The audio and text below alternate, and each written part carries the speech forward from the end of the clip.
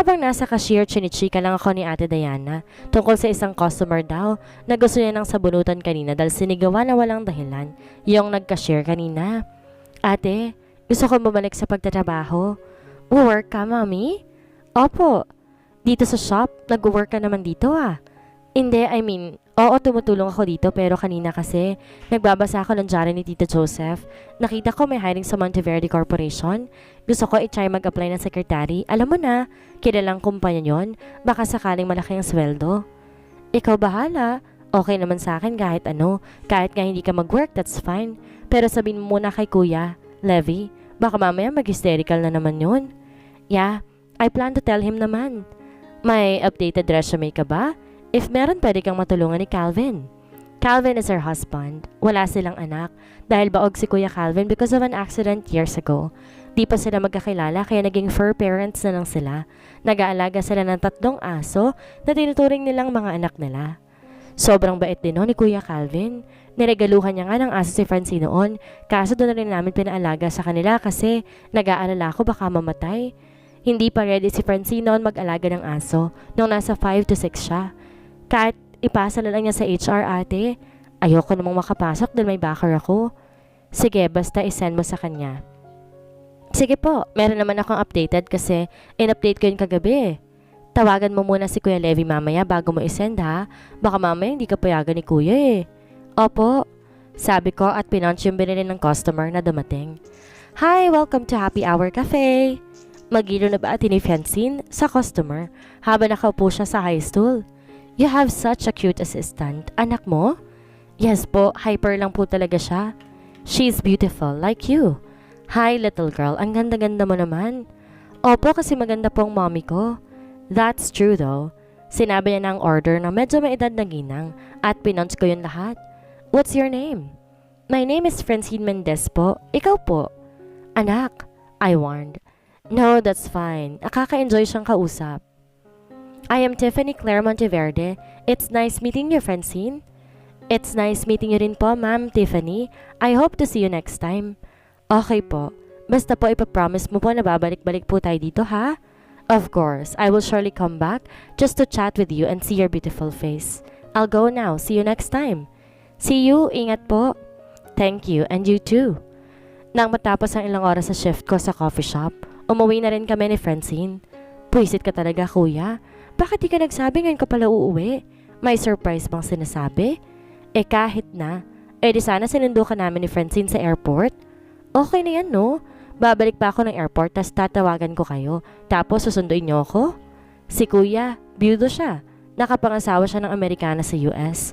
After a year nung namatay ang parents namin, kinunan niya kami ni Francine ng passport at visa para umattend sa kasal niya. The reason why they got married early is because his wife has leukemia. 3 years silang magjowa. Tapos nung 3rd year nila, doon nila nalaman dahil nag-collapse daw siya. Tapos nag-propose siya. Nagplano ng madali ang kasal dahil may taning ng buhay. Nag-rest siya ng 3 months sa trabaho. Umuwi dito at bumalik din doon para magpatuloy. Kaya hindi na siya nag-asawa ulit.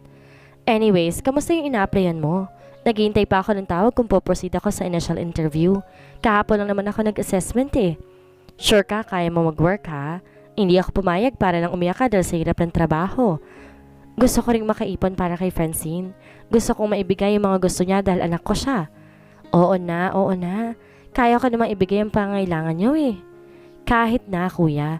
Pero dapat magtira ka pa rin para sa sarili mo. Oo na po, bunso. Tito, napalingon kami sa sumigaw galing sa kabilang kalsada. May school bus kasi si Francine. Kasama yun sa binabayarang tuition nila sa school. Tumingin siya ng kaliwa at kanan, tsaka tumakbo papunta sa amin, yumakap sa tito niya. Kamusta ang baby princess ni tito? Okay na okay po, na-miss kita tito, she excitedly said. Kahit wala siyang tatay, naging masaya pa rin si Francine dahil andyan si kuya at tito Joseph na tumayong ama sa kanya at inispoil siya. Mommy, na-miss din po kita. Ang tagal-tagal ng school bus kanina. Gusto ko nang umuwi tapos ihaga ni kiss ikaw. Sure ka? Kay tito ka nga unang yumakap eh. Kasi hindi ko po alam na dumating si tito eh. Mommy, I got a perfect po sa exam namin kanina. Wow, talaga? Ang galing-galing talaga ng baby ko. Sabi ko at tinalikan siya sa labi. Even just a 5/5 sa mga quizzes niya, I always compliment her for her to feel that I am proud of her. Kahit ka hindi siya perfect, pinaparamdam kong proud ako sa kanya. I don't want to pressure her to the point na hindi niya na na-enjoy ang childhood niya at pag-aaral. Unlike before, my parents always compare me to kuya, na si kuya matalino at madaming medals, tapos laging pambato ng mga quiz bee sa school and graduated magna cum laude. Samantalang ako, I was never seen. I had more medals than kuya when I was studying. I even won lots of quiz bees before. I was a valedictorian no elementary and high school, and I'm always praised by my teachers before pero hindi nila alam yon kasi they never attended any quiz bee na sasalihan ko. They never attended my graduation. Si Tita Emily at Tito Joseph ang laging magulang dumarating sa akin, and they never saw my medals. Pero yung mga medals ko nakadisplay dito sa bahay nila tita. Kaya nung malaman kong babae ang anak ko, pinangako ko sa sarili kong never ako magiging katulad nila mama. Hayaan ko mag-enjoy at mag-explore ang anak ko at susuportan ko siya sa kahit anong gusto niya. And I promise to protect her even if it means sacrificing my own life for her. At dahil dyan, ipagluluto ka ni mommy ng kahit anong gusto mong ulam. Talaga po, mommy? Promise? Gusto ko kaldereta. Your wish is mommy's command. Tara na sa loob para makapagpalit ka na, tapos makapagmerienda ka. Bubukod na sana kami before. Doon na sana kami papatarin ni kuya sa kondo niya, kaso umiyak si Tita Emily. Kasi nga nag-move out na si Ate Diana at naaaliw sila kay Francine. Kaya pinakausap na wag nang umalis. Kaya pati si kuya dito na tumitira. Sila Ate Diana naman dito nagsistay minsan. Ayaw kaming paalisin ni Tita Emily kasi nga naman sa kanila lumaki si Francine, kaya ayaw nila kaming pakawalan. Utang na loob na rin kaya sinabi ko kay kuyang wag munang umalis dito. Kasi si tita at tito yung napakamagulang sa akin. Lalo na nang pinanganak ko si Francine at bumalik si kuya sa US after niya magbihis sa kwarto namin. Inayaan namin siyang gumawa ng assignments at walang ni isang umistorbo sa kanya. Tapos na po, she announced, kaya't napatingin kami sa kanya. Ganyan siya. Kapag tapos na siyang gumawa ng assignments, ina-announce niya. Meaning po pwede na siyang maglaro. Tapos ng assignments mo? Opo, Lolo. Tara, sama ka kay Lolo. Maglalakad-lakad si Lolo. Okay po. Mommy, check mo po ang gawa ko? Opo, anak. Lagay mo lang dyan. Tapusin lang ni Mommy niluluto ko. Huwag magtuturo, ah. Hayaan mo na, Juliana. Pabili ka kay Lolo ng gusto mo. May dalang pera yan si Lolo. Aba, syempre naman. Hindi pwedeng iyain ni Lolo si Baby Francine kapag walang pera. Alis muna kami ha. Maglalakad-lakad lang. Ingat po, Tito. Francine, baby, behave ka kay Lolo po, ah? Yes, Mommy. Sabi niya at nagsuot ng tsinelas panlabas. Humawak sa kamay ng lolo niya. Sakto naman paglabas nila, biglang nag-ring ang phone ko. Sige na, sagutin mo na. Ako na magbabantay dito. Sabi ni tita kaya't sinagot ko yung tawag. Hello? Hi, I'm looking for Miss Juliana Mendez. Speaking, sino po sila? Hi ma'am, this is Ruby from Monteverde Corporation. I called regarding the result of your assessment. Ay, yes po. May problema po ba? Nothing, ma'am. I called to inform you that you passed the assessment, which is the first step of your application. I would like to congratulate you because you will proceed on your initial interview. Will you be able tomorrow at 10 a.m.? Yes po, available po. Cool. You will have your initial interview tomorrow at 10 a.m. here at Monteverde Corporation. Just bring valid IDs, wear corporate attire, and bring ballpen in your updated resume. Proceed to the 15th floor and look for Mr. Daniel Santos. Alright, thank you so much po. No worries. Do you have any other question? None po. Okay, have a great day, ma'am. After ng phone call nga, pangiti akong bigla. Oh, sino tumawag? Ngiti-ngiti kita dyan. Nakapasa ako sa assessment. Initial interview ko bukas 10 a.m. Sana makapasa. Nice! Good luck, sis. For sure makukuha mo yan. Sana nga. Tapusin ko lang niluluto ko tapos ipe-prepare ko yung kailangan ko bukas. Bumalik ako ng kusina. Sinabi kay tita yung magandang balita. Tinawagan pa niya si Ate Diana para makausap si Kuya Calvin at bibigyan ako ng tips para sa interview ko bukas. Salamat ng marami, Kuya. Walang anuman. Good luck bukas ha. Huwag kang kakabahan. Mabait si Sir Daniel. Kuwela yon, baka makapagkwentuhan lang yun sa'yo. Sige po, salamat ulit. Pagkarating nila tito, nagreklamo na agad ang anak ko na nagugutom na kahit nagmerienda naman daw sila ni tito. Mukha ka talagang kaldereta, sabi ni kuya at pinisil ang ilong niya. Naghain na kami ni tita. Kinuhaan ko rin ng pagkain si Francine. Pagkatapos namin kumain, si kuya nagpresenta na maghugas para makapagpahinga na. Daw kami. Baby ko? Tawag ko kay Francine habang nagsusuklay siya. Yes po, mommy? Bukas pa may interview si mommy sa ina-applyan kong work. Di ba nag-usap na tayo na nag-work na si mommy? Yes po, mommy. Behave po ako sa coffee shop tomorrow po. Promise. Tapos doon kita iwa-wait. Wala kasi silang pasok bukas. Dahil may 3-day seminar ang mga teachers nila. Very good talaga. Ang baby, kung na mag-work si mommy. Pupunta agad si mommy ng coffee shop after ng interview ko po Okay lang ba talaga sa'yo na mag-work ako? Opo, para po mabili mo rin yung mga gusto mo po. Gusto ni Francine, masaya si mommy. If working will make you happy, okay lang po kay Francine. Thank you baby ko ha, I love you. I love you the most in the world, mommy. You're the best mommy in the whole world. She said and hugged me. Ako na nagsuklay ng buhok niya at natulog na kaming dalawa. Napatingala ako sa napakataas na building na to. Monteverde Corporation. Huminga ako ng malalim. Naglakad papasok sa loob ng may ngiti sa labi. Dumiretso ako sa information desk para makahinga ng visitor's pass. Proceed ka na lang sa 15th floor, ma'am. Thank you. Sabi ko at kumiti. Napansin ko nakatingin sa akin yung mga lalaki doon sa information desk. May mali ba sa ayos ko? Nang makarating ako sa 15th floor, dumiretso ako sa CR na pambabae. Nakita ko tinignan ang sarili ko sa salamin. Ayos naman mukha ko Bakit ganun sila makatingin? Paglabas ko ng CR, may mga nakasalubong akong lalaki. Nakatingin din sila sa akin. Ano ba meron? Nakakatawa ba ang suot ko? Presentable naman ang suot ko Hindi naman revealing ang damit ko. Decente naman ang damit ko. Hi ma'am, how may I help you? Hi, I'm looking for Mr. Daniel Santos para po sa initial interview. Name po? Juliana Mendez. This way po, follow me. Sabi niya at ginaid ako papunta sa isang conference room. Have a seat po muna. I will call Mr. Santos lang po. Thank you, I said and smiled. Umupo ako at nilibot ang mata ko sa kwarto namin ni Francine. Napatayo ako nang bumukas ang pintuan. May pumasok na isang lalaki. Miss Mendez? Yes po, sir. Have a seat. He said at giniya na ako para mo po. I have read your resume. You have no experience in secretarial position? None, sir. What made you apply as a secretary here in Monteverde Corporation?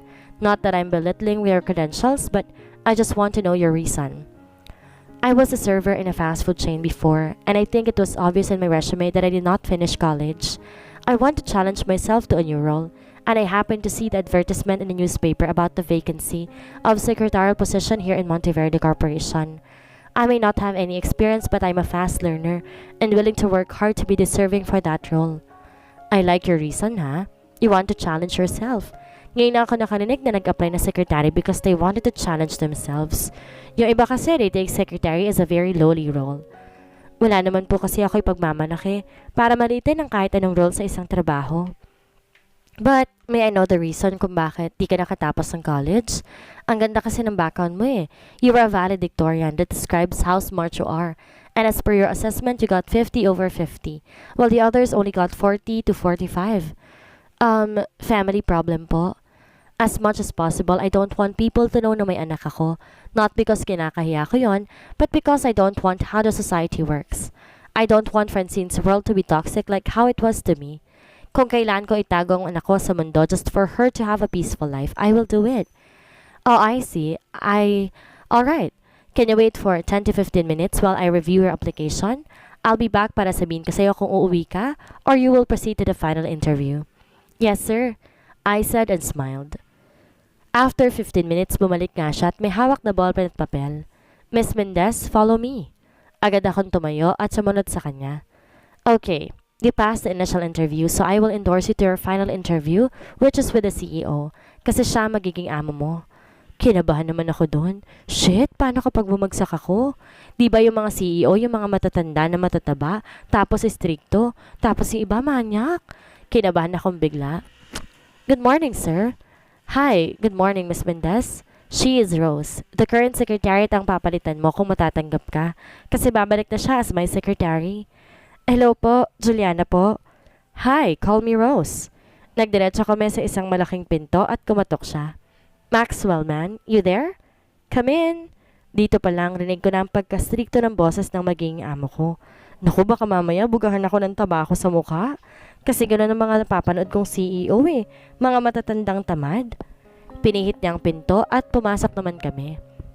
Man, tinawag ko naman to sa'yo, di ba? The new secretary? Pagharap ng swivel chair, halos malaglag ang panga ko sa isang Adonis na nakikita ko. He stood up and I think he is 6 feet tall. His ocean blue eyes fixed on me as he looked at me from head to toe, examining my whole being. Napalunok na lang ako sa hagod ng tingin niya sa kabuuan ko. His thick brows met me in the middle of while he's looking at me. He also has a pointed nose and a freaking irresistible, kissable lips. His jaw describes how manly he is, how strong he is. Miss Mendez? Po. Para ako natigil sa paglalaway. Nang tawagin nila ang pangalan ko. Are you just going to stand there, woman? Masungit niyang tanong. Gwapo nga, masungit naman. Okay lang, pasalamat siya, pogi siya. Oh, I'm sorry. I'm Juliana Mendez, sir. Ethan Maxwell Monteverde, CEO. How old are you? 27, sir. I'm 32. Applicant ka rin, bro? Will you leave us the shit alone, Daniel? Oh, I smell something fishy. Sana pumasok ng araw-araw, sabi ni Sir Daniel at tumatawang lumabas ng opisina. Kung kanina napapanunok ako sa Adonis kong boss, ngayon naman napapanunok ako sa kaba. Baka mamaya bulyawan akong bigla nito. Single? Yes, sir. Bakit yun yung unang tanong? Ganun ba talaga sa corporate world? You're hired. Po? I said you're hired. Ayaw mo ba? Hindi naman po sa ganon. Thank you po. Come back tomorrow to sign your contract and also for Daniel to discuss to you your requirements and you can start with the transition with Rose. Makakapag-start po ako kahit di pa kompleto ang requirements ko. Yeah, my company, my rule. Yes po, thank you po sir. Pwede na po akong umalis? Sure, make sure to come tomorrow. At exactly 10 a.m. I hate lates. Yes po, thank you so much po. Yes po, thank you so much po. Masaya ako lumabas ang opisina niya at nakitang may lalaki doon nakatabi ni Rose. Pasok ka? Rose asked kaya nakiti akong tumango. Finally, may dahilan na siya para pumasok araw-araw. Sabi ng katabi niya, baliw ka sir? Admit it or not, totoo yung sinabi ni Daniel. Thanks for applying, miss. I'm Ivan, the Vice CEO. Hello po sir, nice to meet you po. Likewise, he said. Umuwi na ako, tumiretso ng coffee shop. Agad nagliwanag ang mukha ni Francine na makita ako, pumasok ng coffee shop. Mommy ko, she said excitedly at tumakbo papunta sa akin. Baby ko, I said and hugged her. Mommy, kamusta po yung interview mo? Nagugutom ka na po ba? Nag-help po si Francine mag-bake kanina, Mommy. Talaga? Ang very good talaga ng baby ko. Well, may work na si Mommy. Talaga po? Wow, Mommy, super saya ko po. Congratulations, Mommy. You're the best mommy in the whole world. I am hearing a very happy and energetic, beautiful girl. Again. Good day po. Good day, Ma'am Tiffany. Welcome back to Happy Hour Cafe. Bati ni Francine sa ginang. Thank you for welcoming me back here. Naku, napakakit mo talaga. Napakaswerte ng lolo't lola mo to have an apo like you. Bakit po? Di po katulad sa akin ng apo niyo po? Anak, apologize po. Sorry po, madaldal po talaga siya. No, that's fine. Nakakaaliw nga siya eh. Well, wala pa kasi akong apo. Pretty baby girl. I have 2 sons pero wala pa silang mga babies. Sorry po. That's fine. Can you make me company while I eat my snack and drink my coffee here? Mommy, pwede po. Siyempre naman po. He-help lang si Mommy sa inventory with Tito, okay? Huwag ka mangulit kay Ma'am Tiffany, ha? Just call me Tita Tiff, Iha. And you, pretty baby girl, can you call me Lola Tiff? Opo, opo. Humawak siya sa kamay ni Tita Tiff at sinamahan siya mag-order. Nagsuggest pa siya ng mga bestseller na pastries dito sa shop para naman matry ng ginang. Ako naman pumunta ng office para magsimulang tulungan si Kuya sa inventory.